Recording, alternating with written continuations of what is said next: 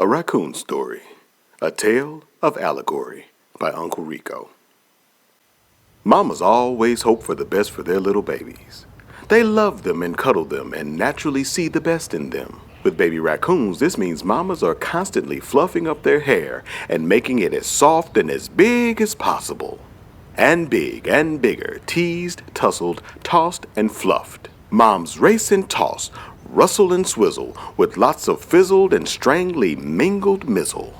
With all these things done to our hair, I didn't think it would be long before all lost their fur and proved what the sewer rats had been saying was true all along. Songbird told it to me one day when I had gone out into the light too. He said, "I tell you, little coon, what will be soon. When the yellow moon ceases and the bright star blooms, you'll see that what I'm telling you was born of the gloomless noon, that all that come into the sun will be born anew. They'll take off that old silly hair, and the dirt of the sewer will be left behind, and they won't look like a rat in a hole even when laid bare. They'll come back into the sun and remember what it means to really, really, really have fun. For what it means to be a raccoon is not to live in a sewer, but to be out in a bright world, fresh and newer. I tell you, man, I've seen it with my eyes, but your families ran away even though they could have the prize. And it's not like they can't still have it. It's right in front of them once they lay down the linnet. That's what we call it, you know, when you eat a seed and watch it grow. There was a time when this wasn't though, but now there's trees we've sown with our lives and grown and bought. Good trees on which to perch and sing, with fruit good to eat and flowers whose scent never wanes. And I tell you, that's what makes us songbirds as a whole better. We are all true and sing to the white dove feather. But you guys strive and compete for who is the biggest hair and most complete, not knowing you've not a clue what awaits you when you find Lake Blue. I've heard of a lake of light, I say. Oh, yes, that's true also, but not in the way that you think so. When you find the one, you will know. By looking into the lake of light, you will see Lake Blue too. Looking into a lake of blue doesn't seem like anything I really want to do, dude. I know you can fly, but maybe you should take it easy too. Little buddy, you better be glad I've long studied, but of words I might sometimes flutter and stutter. I sing with love and grace divine, not with words of rhythm and rhyme. If you don't think what I'm saying is true, then look for your lake of light, but in doing so, realize it's inside of you." And so he sent me back into the cavern man, for that's what they decided to call our safe haven land. On back in I went, and then for a while quite settled. Being king, after all, was brewing quite a kettle of the finest stew, and my hair was washed every day with the best smelling goo. But there were those who saw me go up, and they resolved to tip the cup, for they heard what Songbird said true. But if they agreed, they knew they all might leave looking for this lake of blue. And they really controlled the way things are, through tradition and tales, the near and the far. They really thought that they were civilized living under those concrete skies. But the water in the system soon started to lose its nutrition, and it wasn't long before even the turtles and tadpoles went fishing. When it came down to the last big pools drying, I said, I can't let my brothers start dying. And so, in the place where my hair was born, where the two rivers meet, I stood on my feet. Brothers, friends, listen to me. There's a place that the elders say is a dream. But I want you to know, Songbird has flown over it and says it is so. It is a place where the water is clear, and there's woods and trees and mice and deer. Songbird? Harry, come on, that guy's a loon. Now get down from there and stop acting like a buffoon. We've all heard that tale before about finding that sacred golden shore. And so the people all were split. Some thought it a farce, some thought it a trip. A fall was what some said, and what others thought is better left in their head. But the elders couldn't let this stand, and so together they devised a plan. And when the morning sun had broken, the picture was shattered away from the spoken. When the morning light dawned in, I opened my eyes again with a grin. I thought that all would listen, and this was backed up by how their teeth did glisten. For the morning carried on as the norm, not suggesting the calm before the storm.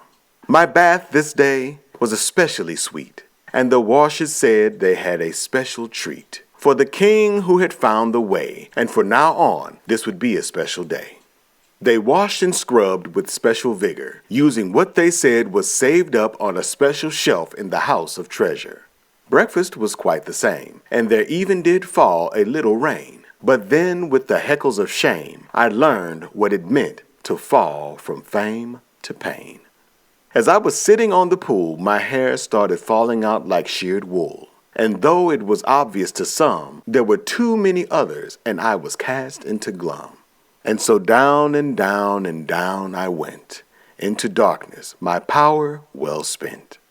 I went to where even raccoons' eyes don't shine, and it was there that I finally found the vine.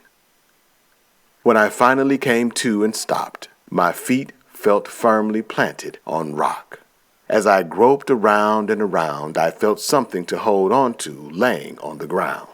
I followed it in the darkness a ways, through what to me seemed like unto a maze. And as my eyes got used to the dark, I saw up ahead what I thought was light shining through young bark.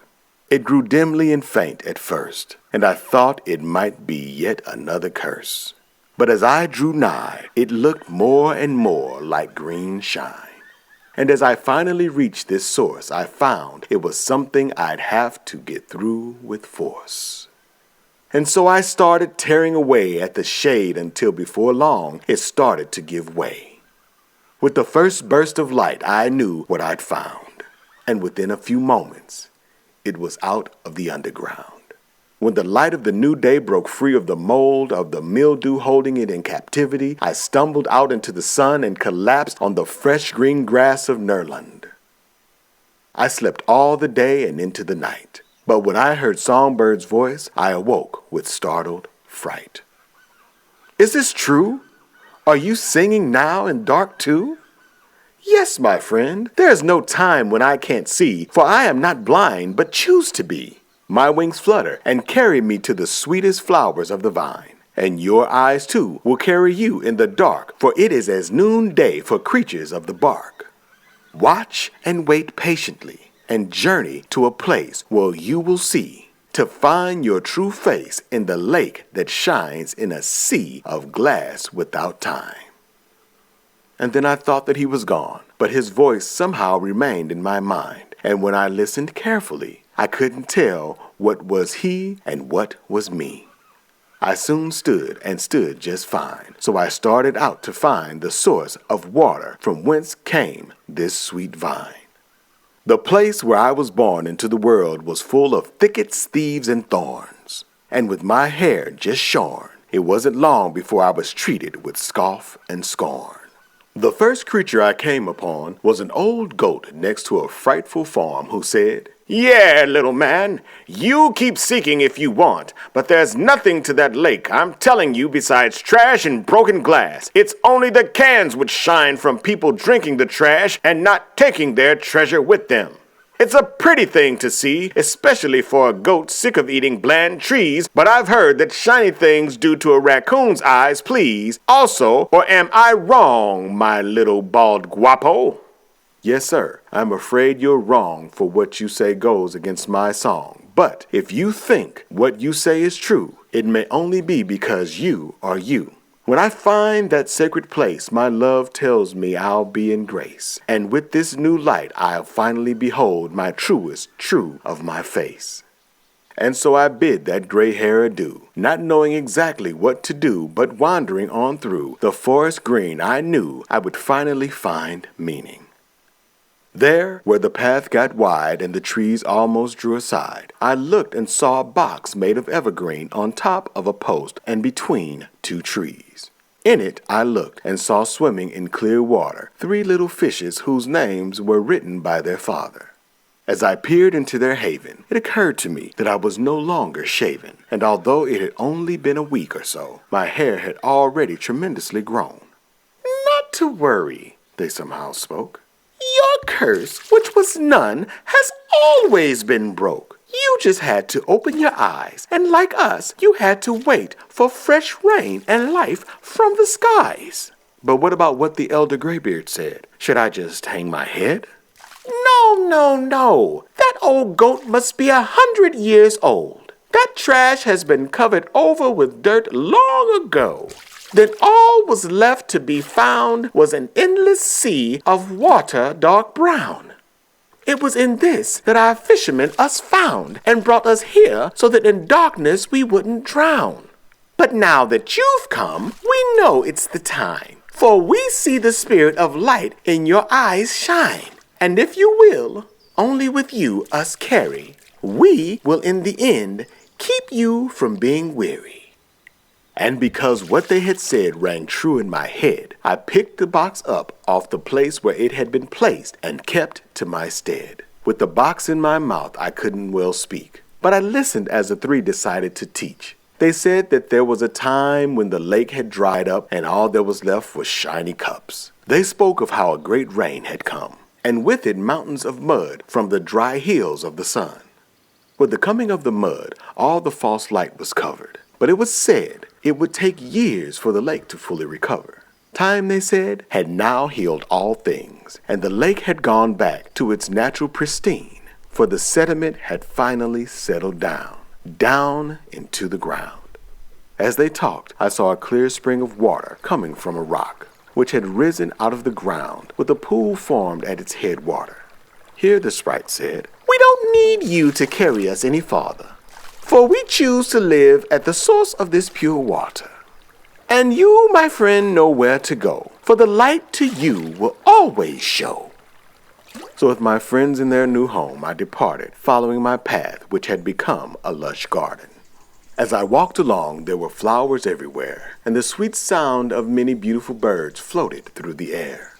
The path went on along, while the sun from behind a cloud did dawn, and as I walked over a hill, I saw the light shining on a glass surface near blinding.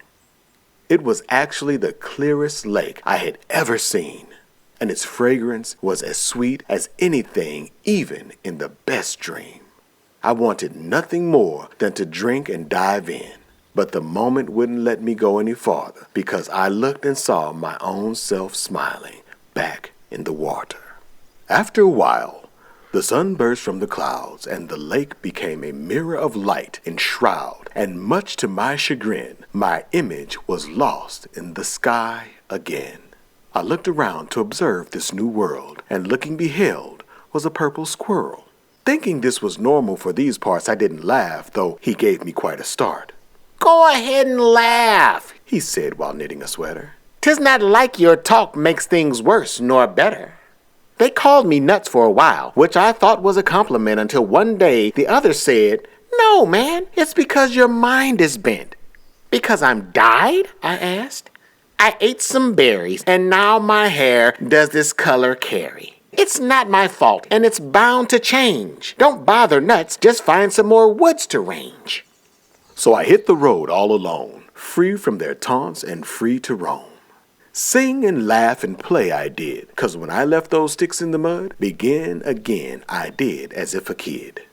One day I came upon a golden oak, where a great owl did sit, and wanting not to become a snack or tidbit, I crept along as quiet as I could, but still it opened its eyes and upward stood. "Purple squirrel, I know your name, and from whence you've came. Follow this path till I clean out your home, and one day soon, the ones you loved and those who loved you, you will return to. My friends and I could use a feast, and from what I've seen, your woods are full of beasts. We'll clean 'em up, so don't worry. Just follow this path until you find your brother." "No siblings I have, sir. You must be mistaken. Just go and look for another whose world to him was forsaken. Lost they thought he was, and lost he became, until he looked in the sky and found his true name." And so on and on and on I went, through the woods and creeks, past farms and tents, up and down and in and out. I ran and walked until I wanted to cry or shout. Past gas-belching monsters and pale sorceries on concrete streets, I crept along until I longed for the comfort of trees. Those two-legged beings are especially odd, for some were nice and others rough-shod. A treat here, followed by a boot there. I could never see the two as a pair. Others would flash their lights, which were hard not to follow. But run and run and run I did. Then I came upon Shadow's Hollow. Where the golden oak ended, a cave appeared in a hill called Beth. And being able to see at night, I entered not afraid of death. There were many bats and rats and little lizards, one of whom claimed to be a wizard. "Follow me," he said, "and I'll show you where to go." "Thanks, but ahead of me, I have a long road." That's where I was taking you. Same path, don't run. But along the way, I'll show you how to really, really, really have fun. So my little friend and I together did travel, and many mysteries to me did he unravel. He said, a man a long time ago on top of this hill did teach and preach, and many came to hear, so that even the birds and the beasts came from far and near. From the cave's entrance, our ancestors would all gather around, and with his words they came to know a new sound. It was small and didn't have a voice, but it spoke with a gentle touch, and soon what we could only feel became what we knew was most real. But for most, now this has been lost to the sounds of the bats who came in after the rats who followed a mole sent straight from Sheol. That's why I said, "Come on, guys, it's time to go. Follow me and this voice, to us a new land will show." Well, the bats and the rats had with most planned a pact. So they told me, "Away to your new land will be shown." And most laughed behind my back, especially those in whom fear had grown. But the weak and those too afraid said in private, "Save us, friend, and show the way. But for a while here we have to stay." So along I went, on this task bent, seeking and hoping to find a being in whose eyes a light did still shine meaning. To help my friends and clear a way, for this is to me what the still small voice did say. He was a funny little guy, so full of joy and laughter and always pulling pranks trying to make me think harder. There were some weird bats and smelly rats, but they shrunk away in terror after my teeth and his spots were laying barren. A bushy purple squirrel and a little spotted lizard spit spewer didn't seem worth the risk to those in these rotten sewers. So we ignored them, and along our way went, till at last we came above ground in a valley well spent. We rested for a while and traveled on, with my friend quietly humming along with a peaceful song. I loved this guy, so small and sprightly, riding on my back, clutching ever so tightly. A speckled lizard and a purple squirrel must have been quite a sight to the outside world. But our journey soon thereafter did end, as the little lizard did find a new home for his family and friends. "Well, bud, I guess this is where we part. I hate to leave you, but it's time for a new start." So with this voice I learned from my friend, I followed this path and found you in the end. The Inimitable Dr. Squat. Addressing a riff-raff group of young new recruits, a messed-up feathered goose with disheveled hair, pencil-thin mustache, little monocle covering one eye, and old worn-out Vietnam-era green jacket goes, "Folks around these parts call me Diddley. The commoners anyway," he honks with a puffed-up chest. "The half-wit, no-good, nanny-licking, shouldn't even be tying my that is. For everyone else, the select and noble, I'm called by my official title, Dr. Squat. And that's what you fellas are, right? Isn't that right, recruits?" "Yes, sir," squeaked one little mouse. "Aye, aye," went a little squirrel. "Mom said you were crazy," said a baby raccoon, "but cheaper than a babysitter. I'll take it. Now line up and move out. We're going to find old Billy, who's going to show us how even the most useless trash can be turned into supper." "Not Billy again," squeaked the little pig. "My belly still hurts, and Mom said some of that stuff isn't even fit for a pig pen." Why, you little...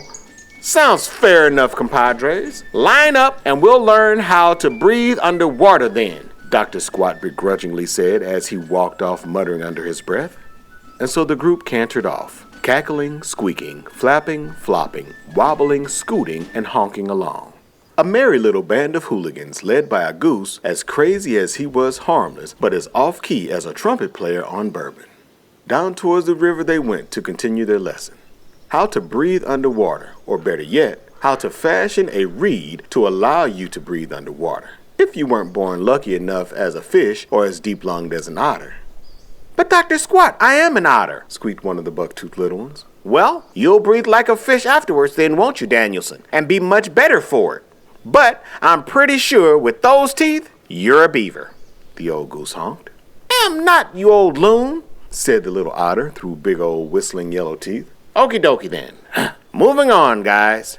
If you'll just look over here towards the little patch of bamboo, you'll see a purple squirrel.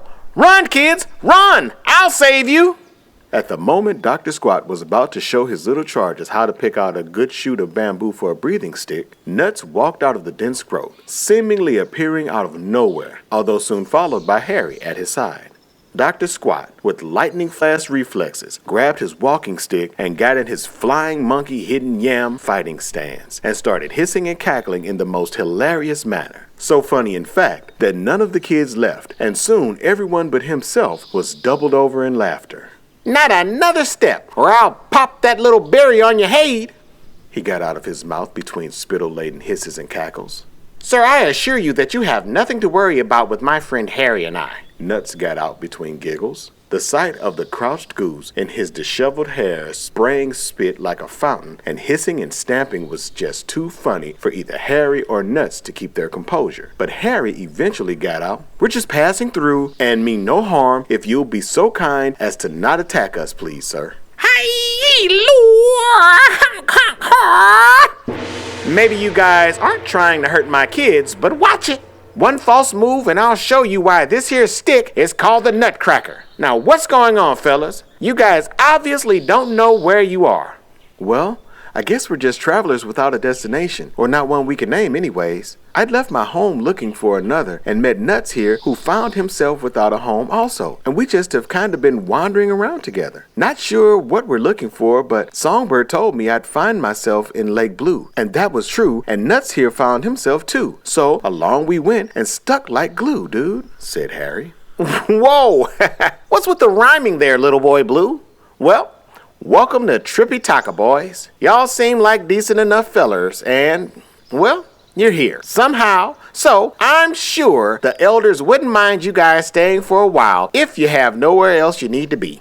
The two looked at each other, shrugged, and Nuts said, Well, we'd be honored if you guys would let us stay for a little while, if you have enough room for two old vagabonds, and honestly, we're strung out from the road and famished enough to eat a horse. Alrighty, well I'll make sure to tell Henry to watch out then, huh? Dr. Squat started quizzically. I thought squirrels were vegetarians. Whatever.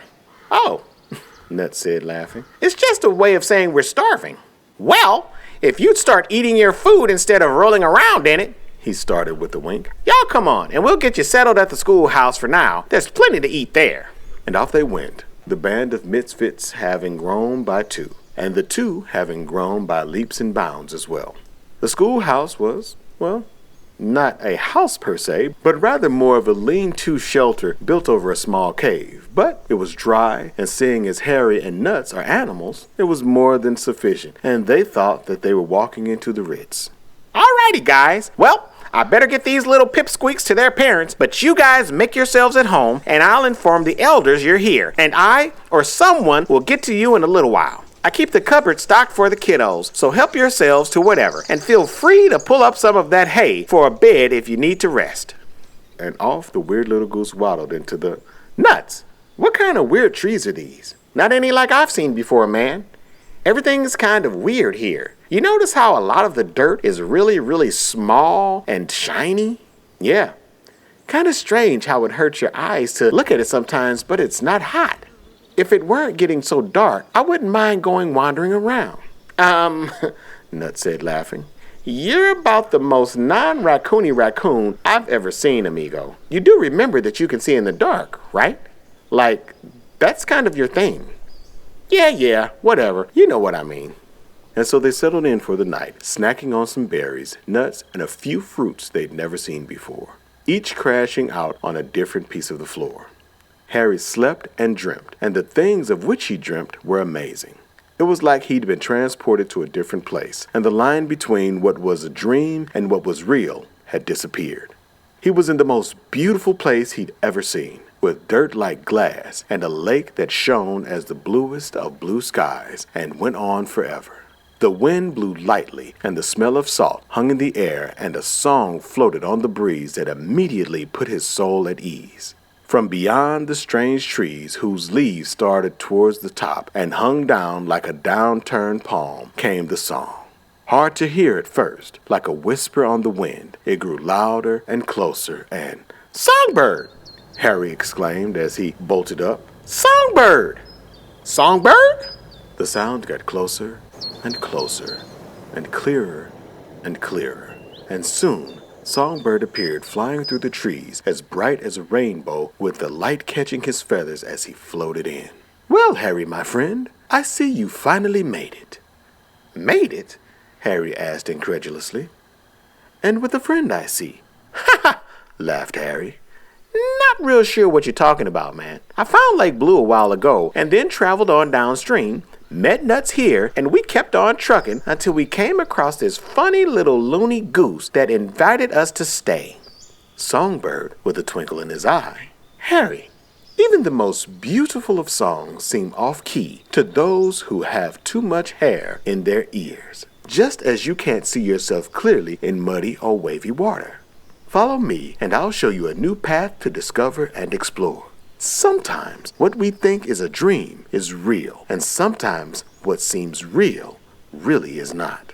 Then the little brightly colored bird flew over to a hidden path which was unseen because it was on the far side of a boulder, and found a perch to wait on the odd couple ambling along.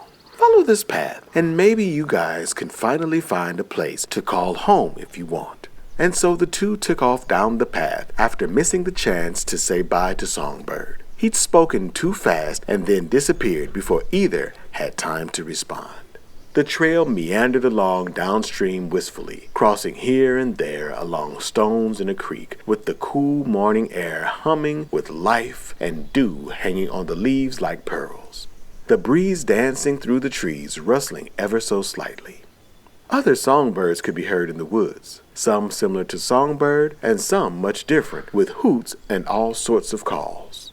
Beautiful flowers lined the path and were spread throughout the jungle, and their perfumes wafting through stillness reminded Harry of some of the pretty girls on campus back before he'd been run out of the concrete prison he thought was his home. And so they wandered along with the stream and soon came to a place where the current widened out and a quaint little town was nestled along both sides of the wide, lazy, reed-lined river. The path went through town and across a bridge, but it was either too early or everyone was somewhere else, for not a soul was to be seen. The road soon straightened now, as did the stream, and the cool breeze picked up so that the wind seemed to be singing through the trees. The sun was straight ahead, resting on the water as if the stream ended in the rising sun. As they drew nearer, the wind increased and the sound of rushing water filled their ears. The stream ended in a waterfall, but where did the path go? It seemed to end right on the ledge of the cliff, and when they finally got to the edge and looked over, there was no way to be seen. No clear path, for the stream passed right over the edge and fell into a bright blue pool surrounded by mountainous boulders and sandy beaches below. Beyond that, the bluest, greenest, and clearest body of water either had ever seen. They were spellbound, stepped back, gasped, and just couldn't believe their eyes. "So this is Lake Blue," thought Harry as he took in the scenery. The jungle was held back from the ocean by the whitest sand. The water was as blue as the bluest of Songbird's feathers, and the sun above over it all, casting its light and making everything glitter and shine with a luminescence neither had ever seen before, made it as if the entire world was shining, shimmering, and glowing from the inside of a diamond. They sat like that for a minute, soaking in the beauty and feeling the warmth on their face rejuvenate their spirits and bodies. And finally, almost simultaneously, they both looked at a plaque on a tree beside the stream which read, "Trust and faith are found in those who love in leaps and bounds. Take the leap and you will see how you are I and I am me." Words had left both of them, and the sound of the water kept them from hearing one another anyways. But words passed between their dancing eyes, and together they stepped to the edge and leapt over the side. Air rushed past them, wind sweeping them, and for a moment Harry was afraid they would be dashed against the rocks. The cool water met them unexpectedly, and soon they were splashing their way towards the white sands of the cove, where they could now see Songbird, Dr. Squat and his little crew, and many more waiting to greet them with hugs and cheers. "Welcome," said Songbird, smiling. "Home? Home?" asked Harry questioningly. "Back to where you've always been, Harry. Here's that quiet place you've come from and you've been to in your mind whenever you've been truly at peace. Here is paradise, and here you've always had a home. Your journey, fortitude, and ultimately faith have led you here, as it has led Nuts and the rest of us, and we'd love to have you guys here with us from now on. What you thought was Lake Blue wasn't the real Lake Blue, dude. Just another reflection of something inside you. Right behind this cove, you'll find that from whence we've come, and to will return, and from where the sun springs, but does not burn. If you want to look and see, just follow this path a little beyond yonder tree. But one at a time you must proceed, even though you guys are friends indeed." And with a knowing glance, Harry started making his way on the path and past the little tree. Rounding the top of the hill, the warmth of the sun met his face, and his eyes filled with the beauty and majesty of the ocean for the first time as it stretched out forever in front of him. The path stopped on a ledge of a giant flat stone glimmering in the early morning light, and it was here that he stopped, listened, and felt for the first time. Everything seemed to grow quiet at once, like the world was holding its breath, and time seemed frozen in eternity as he gazed upon the waves crashing on the rocks below. The power of the waves thundered and shook the air, but the clear water made the rocks seem suspended between the sky and the ocean floor as if held up by invisible strings from clouds. A wave rolled in as Harry watched, slightly larger than the others, and his eyes were drawn to it as it crashed and rolled upwards and upwards towards where he was standing. And for a moment, Harry thought he would be engulfed and maybe even lost at sea or smashed against the rocks down below. It grew and transformed, and soon a vortex was before him, with the small end pointed at the sun, where only it shone through. Time passed, the wind stopped, nothing at all moved, and Harry had quit breathing even. But through the end of the tunnel, a silhouetted rectangular door appeared on the sun, and a figure brighter than its light started walking towards him. He was a man, like many others had seen, but he shone brighter than the lights of 1,000,000 suns and stars, and Harry knew, were it not for time ceasing to exist in this moment, he would have been blinded. The man's face was obscured by the light, but for the briefest of moments it came into focus, and he smiled, and a sense of peace and calm came over Harry, who couldn't help but to smile back. And this moment passed. Time came back into existence, and the water and the waves fell and crashed below.